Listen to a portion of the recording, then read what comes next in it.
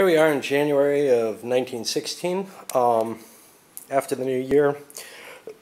The biggest event that happened was a naval skirmish between the Germans and the British in the North Sea.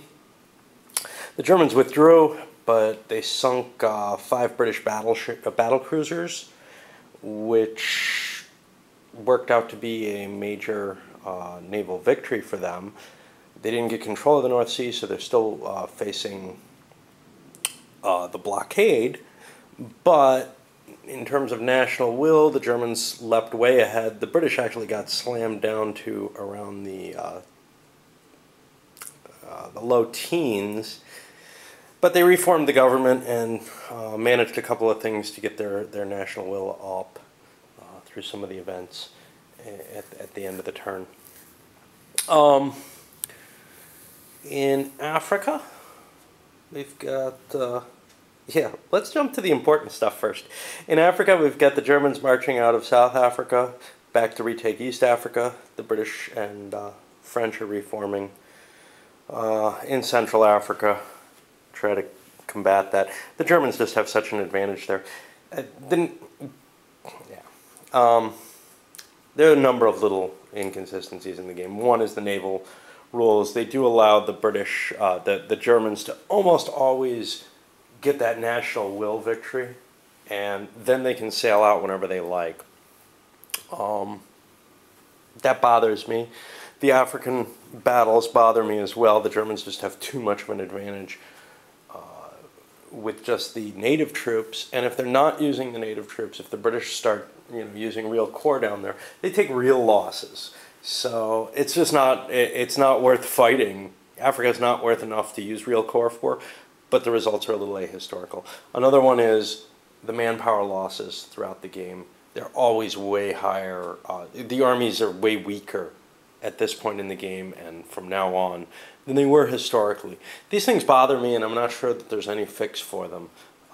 The game's very good. It still maintains a certain historical flavor, although the naval battles have a huge impact on that. Like, the British Navy is very easy to defeat by using the tactics I'm talking about. Germans started with their submarine warfare and basically crushed the British economy. It gets harder soon, but they are moving up to unrestricted warfare.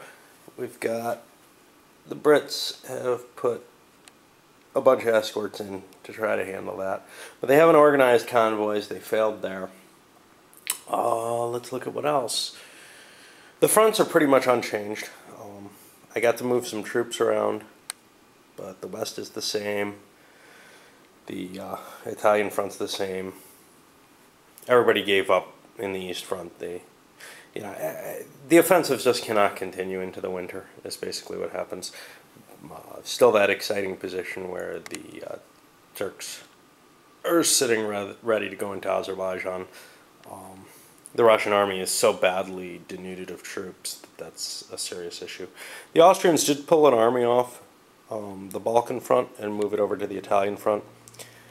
Overall, they're looking at a holding pattern everywhere, hoping the Germans can break the Russians, or someone like the French or Italians will damage themselves, or maybe even the Russians, against them.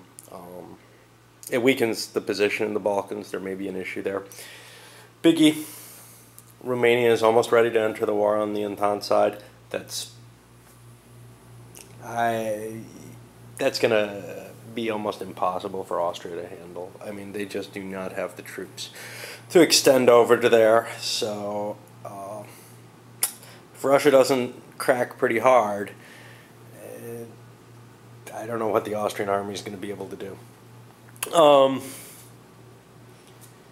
Thinking very quickly, I think there's more, but I can't really tell. Offensives have been planned for the new year. Everybody's trying to get flash bombardment.